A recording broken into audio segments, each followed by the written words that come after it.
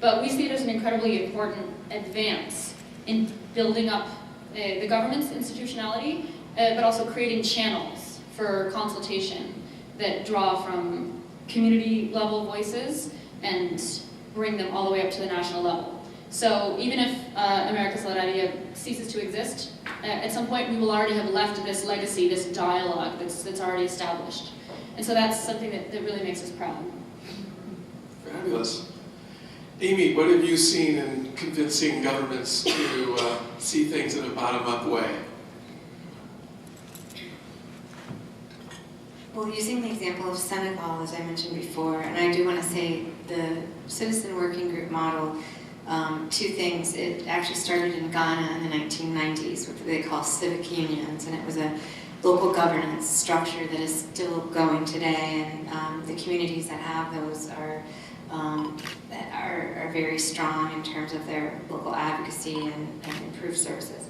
But also the second thing is, those aren't standalone sort of activities. They're integrated with a whole set of activities around production, agricultural production, improved production, climate resilient agriculture, working with mother-to-mother groups and social behavior change communications at community level, working with private sector and market. So this governance piece of food security was something that we insisted on from the very beginning. Food security was often talked about as availability, access, and utilization. And 8 years ago when we put this project together, we said you have to have governance. Governance is central to the ability for communities to plan and sustain their own priorities. And so at the national government level, what has really spoken to being able to see the advantage of this are the results of the project, where the communities where we've been working have measurable decreases in stunting and malnutrition, increases in hectares under climate smart cultivation and farmer incomes, for example. Those are some of the key points. And so as the Senegalese government starts looking at these results, and by the way, we've worked with them from the very beginning, and the Research Institute on, for example, issues like biofortification and other kinds of varieties, drought-resistant varieties and all of that, in an approach, food systems approach called nutrition-led agriculture. But the point is that there have been results. We see how community engagement is making a difference in how these communes are functioning around food security and nutrition. But also, the other piece that I wanted to say is there is actually a government agency now around malnutrition issues that has replicated a lot of this project's methodologies, and in the bilateral agreement with USAID, Senegal has chosen to replicate the citizen working group in a project called Senegal Gold, which is essentially a community-led development project where the communities, all across all sectors, not just food security, it's health, infrastructure, education, etc. It is using the citizen working group model to work for the community to decide their own projects. It's pretty much a CDD model, but funded by USAID. So that was actually written into the call for proposals, and so there's real recognition that the governance piece is critical, and also recognition that for purposes of resilience, the citizen working group in these kind of community processes are critical, because the national government, in helping people cope with shocks and stresses, and bounce back from that, which is essentially the definition of resilience, these citizen working groups have played a critical role. For example, they are looking ahead. They're looking at weather forecasting. They're looking at what's going on with drought. They're looking at all of these issues around production and food supply availability, and they're asking, what technologies do we need? what skills do people need to be able to combat malnutrition and look forward to prepare for shocks? What roles should civil society and business play in planning? What support do we need from the regional and national government? So the citizen working groups are already looking ahead at these issues. And the national government, needs that to happen. They can't make these decisions at a central level and just push them down. They need to be taken up by the communities themselves. So it hasn't been a difficult process to get the national government to understand the importance, particularly with the issue of decentralization, devolution of resources. The biggest challenge really is continued funding, and what we've for the citizen working groups themselves. That's difficult, and there have been some local governments who have chosen to invest resources and earmark funds in the local budgets to do these citizen working groups because they understand how important they are in effective, efficient use of local resources. Just a couple of things I wanted to say, just a couple of examples of how these citizen working groups have impacted local development. There's a commune called Balou in Senegal. The community realized there was going to be a dry season coming up. They saw the National Weather Service data. And so they worked with village-based agents, we call them community-based solution providers, to bring in short-cycle biofortified sorghum. And so they were anticipating that drought. They brought in drought-resistant seeds. And when the drought came and all the communities around them, crops were failing, they had a normal harvest because they had foreseen the need to do that.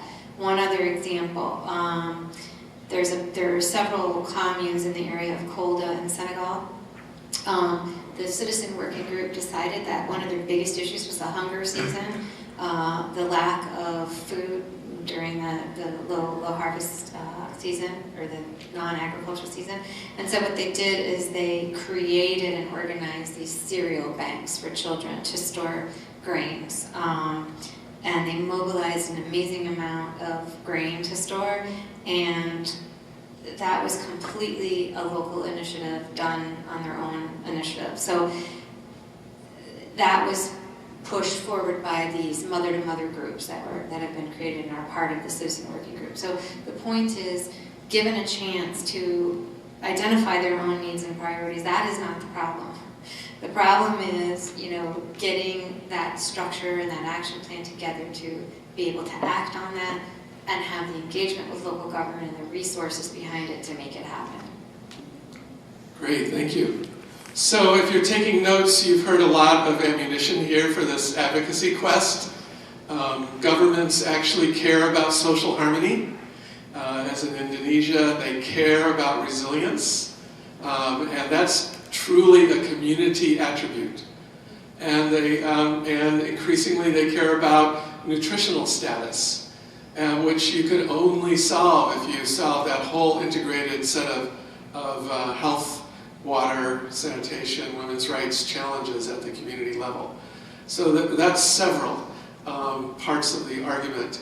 I know in my own organization, part of our approach has been literally training ourselves to rent a bus and drag members of parliament out to see effective programming, and at a good scale, as Susan said. So I've seen that part of our mindset shift to see integral to the role of our partners in the field as having this kind of constructive engagement with their own government.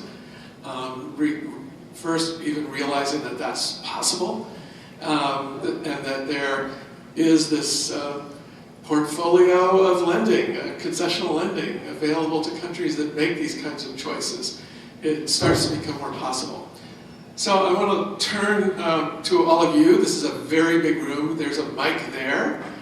So if you could run up to that mic and ask any kind of question, share any kind of perspective, please join this conversation. Were you about to speak or just checking? No, just checking. Just checking the mic. Okay. So, okay, nobody wants to go first. Yeah, go. Okay. I knew someone would go first. Did it to take the pressure off of everyone else. Exactly. Exactly. I work with a very agile, small NGO, international, based in about we have operations in 2 dozen countries. We don't actually have any field presence. We rely on local partners, proper community-driven development by local officials, local village representatives to that level.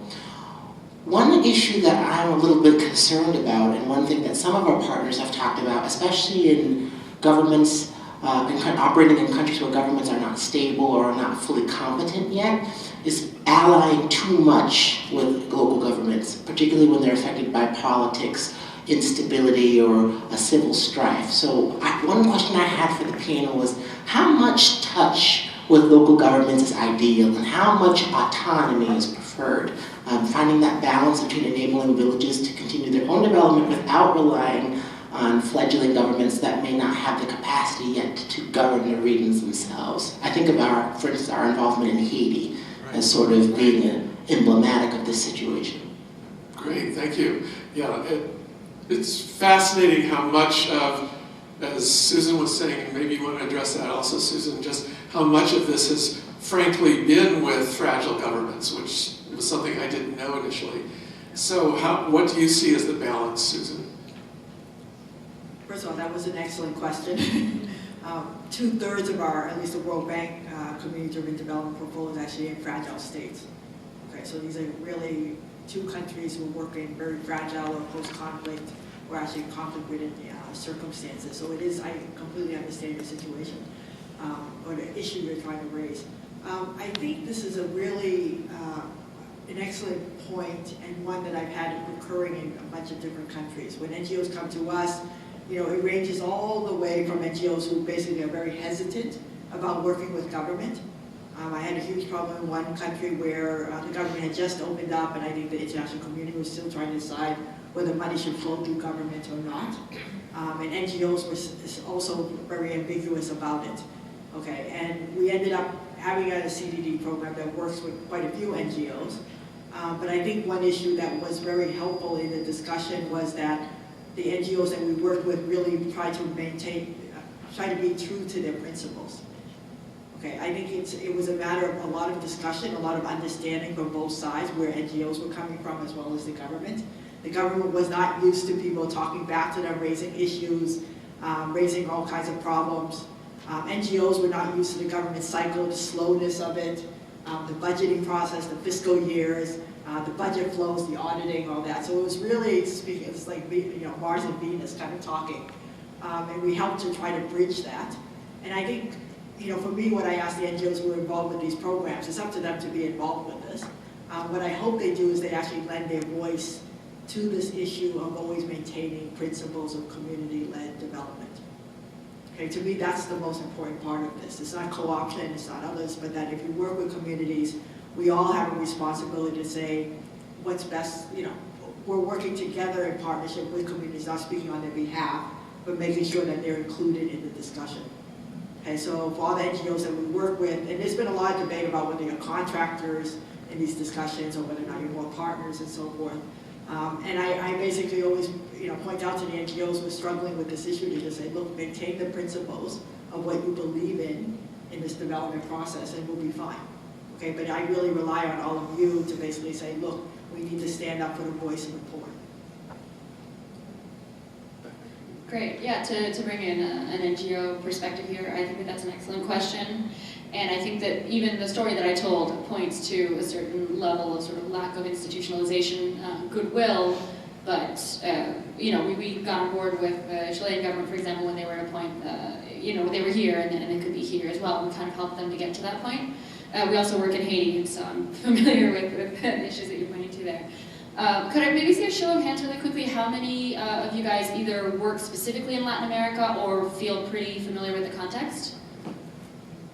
Okay, looks like maybe half. Okay, so I'll just really quickly say, Latin America in general is a region where faith in government and institutions in general is relatively low. I think that when you talk about development in Latin America, you have to talk about corruption. And so there have been scandals in Guatemala, Brazil, Argentina relatively recently. And then there are some other countries that might more closely resemble dictatorships. So I think that this is really relevant for working in a Latin American context. And overall, I would say that the region is struggling to develop more open spaces for citizen participation in government and engaged citizenry. And I think that there is actually kind of an emergent social movement in the region as well, along the lines of the Arab Spring, that's seeking greater transparency and greater accountability. So in America Solidaria's history, I would say it's been important for us to make sure that we never become dependent on government funding. It's only ever accounted for up to 30% of our funding maximum. At the moment, I think it's around 20% of our total funding.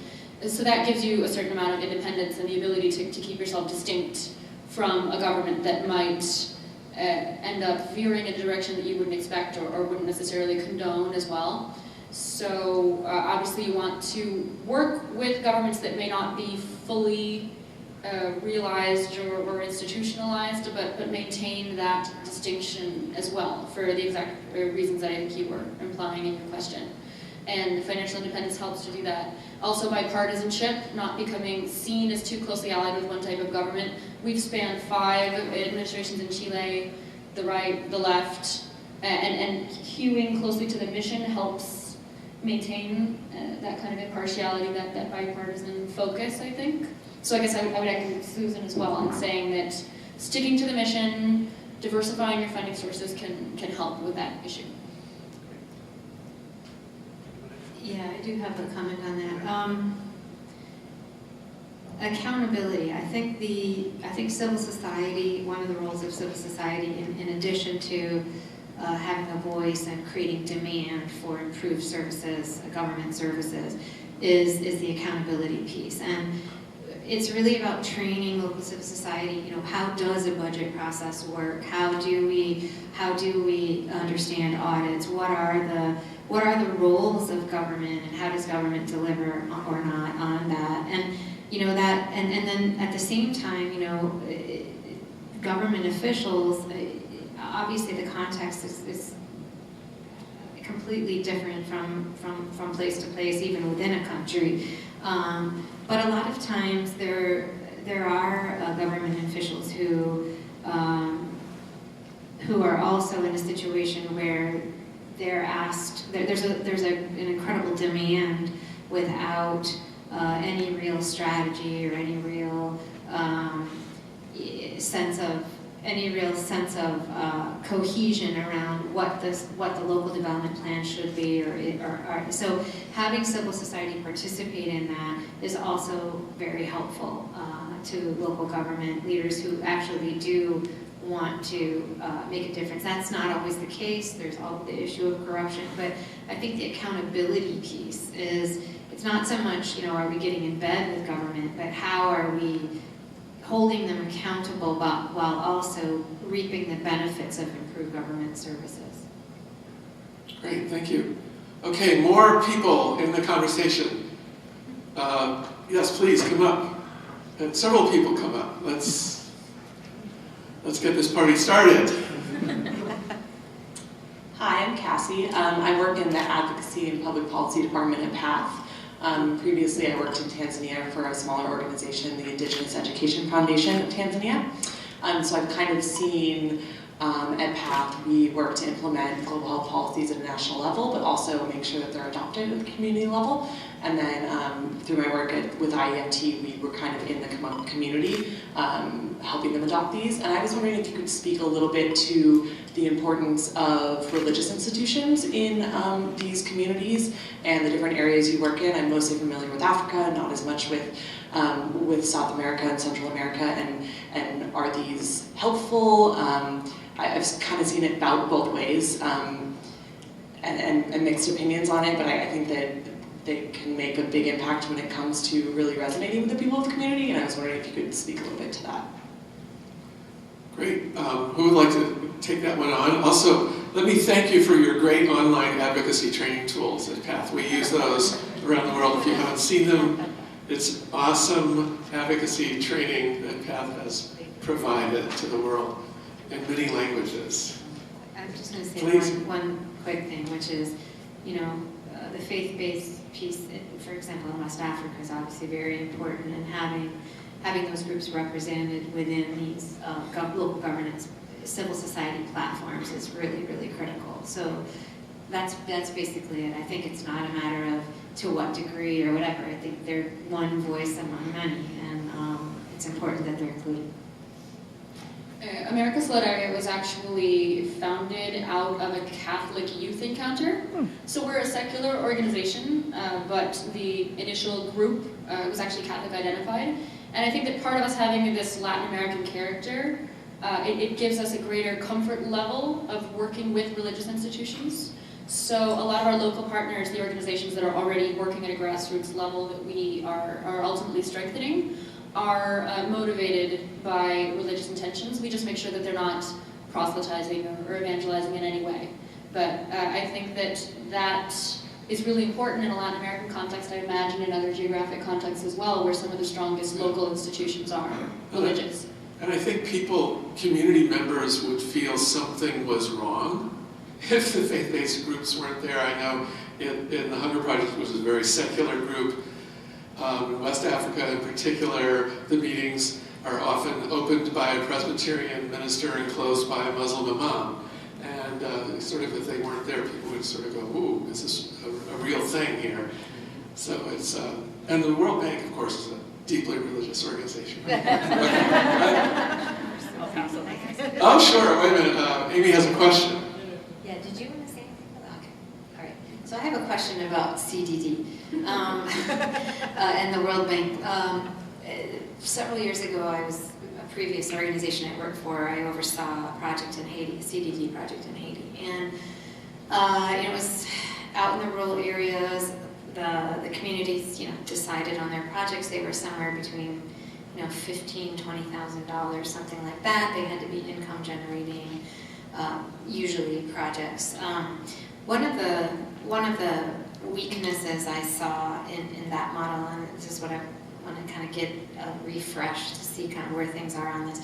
I felt like they tended to be just sort of these small little projects, and there wasn't a lot of investment in follow-up in terms of results.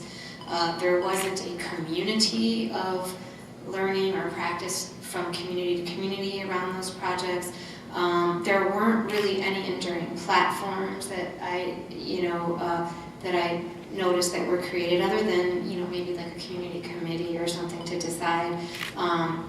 And that was just one experience that I had in that country context. I think the project had a lot of benefits.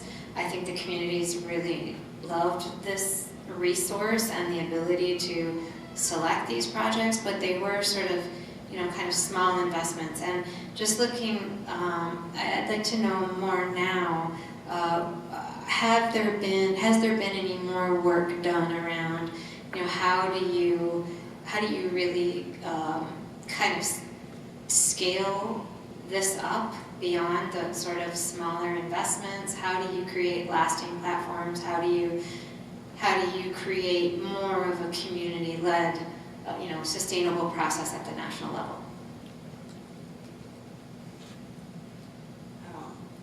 So I think, well, my first answer would be there's going to be good development projects and bad development projects, right, around the world, no matter who funds it or who doesn't, and so forth. Right? I always told that to people as well. No, but I see, in our portfolio of, across 78 countries, I see enormous variety. Okay, and there's obviously a lot of ones that haven't learned from kind of global lessons on what to do and what not to do, versus all the ones who are much more advanced in kind of adaptive management and kind of do hit a reset button and say, look, we screwed up this part of it, but we're going to adapt it and try to evolve on this. And I think that's a challenge to all of us. I've actually been quite critical within my community about too much of a cookie cutter approach happening. When it works in one country, kind of being cookie cutter and moved around to other countries without looking at the local country context. I think the most advanced model now, really, if you see it in in the countries that have been at it for 14, 15 years, it's really about multiple cycles, almost like government cycles, right? Government budgeting. So you don't just have kind of a drop in the bucket and bye-bye, see you in a couple of years, hope you get out of poverty kind of thing. It's been much more kind of, long-term, sustainable kind of work with communities and then over time. So John and I attended a brown bag lunch yesterday where the India project has been going on now for 14 years. Okay, and more, I think World Bank projects are no longer kind of the 3 to 4 year time span. It's really much more 14, 15 years. And in those ones that are more developed, you really see annual funding from governments. One challenge we have right now is how do we reach out, as you would say, beyond a village? How do you get into the whole value chain, kind of moving outside of a village, right? I mean, that's a challenge for us because we work much more at a local community or village level, but a lot of the health centers and a lot of the health clinics are at the district level or at the sub-district level, what have you. The growth corridors that we're trying to link up with. Okay, how do you move mangoes from, Mandalay to Yangon kind of thing, right? Much of that is outside of a village level now. And I think a challenge for all of us sitting here really is then how do we move that up scale-wise also? It's not just kind of moving horizontally, scaling up, but also how do we work more and more on the value chain and kind of doing a much more macro, looking at the systems part of it. Yeah, so that's a huge challenge for a lot of us. Another meeting we were both in was with Scott Oppenheim, who's one of the real gurus of Indonesia and Afghanistan. And he was describing how this National Solidarity Program, which had really been sort of a really large version of what you were talking about, infrastructure projects run by the community, but not sort of real local governance, not multi-sectoral local governance. And they're now switching to that through a citizen charter. And it required some real peace building inside and across ministries at the national level for them to sort of give up micromanaging each community process. And it was just fascinating to hear, but the patience that it takes to build that and get it off the ground was really striking in both situations. This is a long-term commitment to get this going. I think one of the important issues around community-led development is to what extent are we helping communities or building their capacity to connect up and link up with a whole range of local resources. It's kind of the asset mapping you were talking about before. In other words, what are the NGO efforts in the community? What is local government doing? What's the private sector doing? What kind of other investments are there? I really think having more of an ecosystem approach to looking at how are communities leveraging and building upon those assets, whether they're financial, natural resources, whether they're labor, skills training, all of that. How are they building on that asset in a much more holistic way? And I think that's really key to a lot of the work that you're doing in CDD as well. Is these, and all of us, these small little patches of green are not really going to get anywhere unless we can help communities figure out that leveraging piece. Yep. I love the ecosystem approach. Yes, please. Hi, my name is Kim, and I'm with Public Interest Registry, and we are the operator of the .org and .ngo internet space. And I'm willing to bet that almost everyone here has got a .org address, so thank you. I'm very proud of that. And part, Amy, I think it is, of what you just said was how you get everybody to connect. And I know that's maybe on a different level you were describing. And my question is, I've heard a lot about community-driven initiatives and projects, and it's focused on health and nutrition and folks getting medical supplies that they need and all of that in agriculture and being able to do that from the ground up and be self-sustaining, and then how to scale that. What role does technology play in that? What is the priority of technology, and more specifically the internet, because that's what I'm coming to specifically. Because when I think about these communities in the villages specifically, I don't think internet. Okay, I'm thinking about food and medical supplies. But at the end of the day, when you talk about scaling and you're talking about connecting and resources and how to document how your progress is going so you can take that to government to get them to see your story and buy into this, to go from